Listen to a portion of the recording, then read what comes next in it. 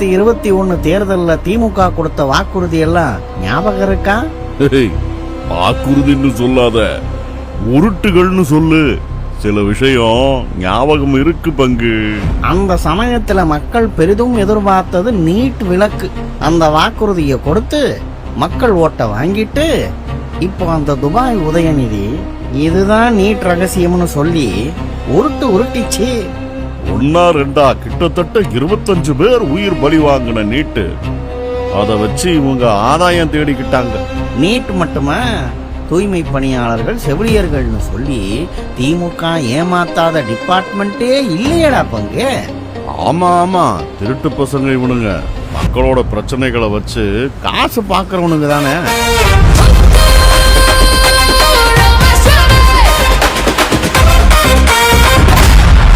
ரமேஷ், அப்படி பொத்தும் பொதுவா நீங்க வந்து திமுகவை திட்டக்கூடாது. ஏன்னா அவங்க பண்ண ஊழல், அவங்க ஏமாற்றிய துறை ஒன்றல்ல இரண்டல்ல, அனைத்து துறையிலும் அவங்க வேலையை காட்டியிருக்காங்க. அதனால அந்தந்த துறையை சுட்டி காட்டி கழுவி ஊத்துங்க. ஹல்க், நாங்க தெரிந்து பாதிக்கப்பட்ட விஷயங்களை வச்சு அவங்கள கழுவி ஊத்திக்கிட்டு இருக்கோம். இவங்க என்னென்ன துறையில என்னென்ன பண்ணாங்கன்னு விவரம் எல்லாம் எங்களுக்கு தெரியாதுல்ல. உங்களுக்கு எந்தெந்த துறையில என்னென்ன பண்ணியிருக்கிறாங்க இந்த திருட்டு பசங்கன்னு தெரிஞ்சா சொல்லுங்க ஹல்க். சொல்றேன். அதுக்கு தானே வந்திருக்கேன். முதல்ல மாணவர்கள் இடத்திலிருந்து வர்றேன். ஏன்னா இறுதி ஆண்டு மாணவர்களுக்கு லேப்டாப் கொடுத்து அவங்க ஓட்டையெல்லாம் கரெக்ட் பண்ணலாம்னு ஒரு பெரிய பிளான் போட்டு லேப்டாப் கொடுத்திருக்காங்க. ஆமா, கடந்த தேர்தல்ல வெற்றி பெற்றால் மாணவர்களின் கல்வி கடன் முழுமையாக ரத்து செய்யப்படும்னு நம்ம பொம்மை சொல்லுச்சு. ஆட்சிக்கு வந்து 4.5 ஆண்டுகளுக்கு மேலாகியும் இத குறித்து எந்த அறிவிப்பும் அறிவிக்கல நம்ம பொம்மை. ரூபாய் 10,000 கோடிக்கும் அதிகமான இந்த கடனை ரத்து செய்ய மனம் இல்லாம அது குறித்து எந்த நடவடிக்கையும் எடுக்காம கப்பு சிப்புன்னு அது அப்படியே மூடி மறைச்சிடுச்சு அந்த பொம்மை. இதே மாதிரிதான் திமுக ஆட்சிக்கு வந்தா 100 நாள் வேலை திட்டம் 150 நாளாக உயர்த்தப்படும் சொல்லி சும்மா வாக்குறுதி அள்ளி விட்டாப்புல நம்ம பொம்மை. ஆனா ஆட்சிக்கு வந்ததும் 100 நாள் வேலை திட்டத்தை 50 நாளா குறைச்சு மக்கள் வயித்துல அடிச்சு ஒரு பெரும் சாதனையை பண்ணாப்புல. அடப்பாவிகளா! இது மட்டுமா, திமுகவின் பிரதான உருட்டான ஒப்பந்த தூய்மை பணியாளர்களை பணி நிரந்தரம் செய்வோம், தேர்தலுக்கு முன்னாடி பணி நிரந்தரம் செய்வோம் அப்படின்னு சொன்ன நம்ம பொம்மை தேர்தலுக்கு பின்னாடி ஏவல் துறையை வச்சு தடியடி நடத்தி தூய்மை பணியாளர்களை துரத்தி அடிச்சாப்புல. அடுத்து நம்ம பார்க்க போற இடம்தான் இன்ட்ரெஸ்டிங்கான இடம். படிப்படியா முழு மது விலக்கு கொண்டு வரப்படும் சொல்லி வரலாறு காணாத பொய் சொன்னார் இல்லையா நம்ம பொம்மை. ஆமா, என்ன செஞ்சாரு? ஒன்னும் செய்யல. திமுக ஆட்சிக்கு வந்தவுடன் படிப்படியாக மதுவிலக்கு அமல்படுத்தப்படும் மேடைக்கு மேடை சொல்லி பிரச்சாரம் செய்த பொம்மை முதல்வர் ஸ்டாலின் ஆட்சிக்கு வந்ததும் எப்படி 24 மணி நேரமும் மதுக்கடையை திறந்து வைக்கலாம்னு ரூம் போட்டு யோசிச்சுட்டு இருக்கிறார். தமிழகத்தில் ஆளுங்கட்சி உதவியோட எல்லா மாவட்டங்களிலும் இரவு 10 மணிக்கு மேல பிளாக்ல அமோகமா மது விற்பனை நடத்திட்டு இருக்கிறாங்க திமுக கோஷ்டிங்க. அல்க, யாரு குளிர் காய்றாங்களோ இல்லையோ, நம்ம 10 ரூபா பாலாஜி நல்லாவே குளிர் காய்ஞ்சிருப்பாரு. நீங்க இந்த இடத்துல சிரிக்க கூடாது, சிந்திக்கணும். சரி, உங்க சந்தோஷத்துல நான் தலையிடல. அடுத்து நான் ஒரு சிதம்பர ரகசியம் சொல்ல போறேன். என்ன ரகசியம் ஹல்க்கு?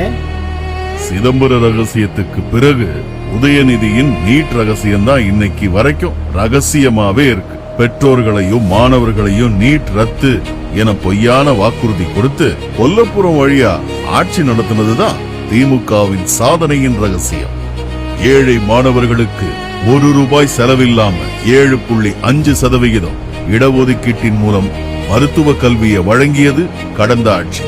ஆனா மாணவர்களின் தன்னம்பிக்கையை உடைச்சு நீட் ரத்து என பதவிக்காக 25 மாணவர்களின் உயிரை பறித்தது கொடூர குணம் கொண்ட திமுக.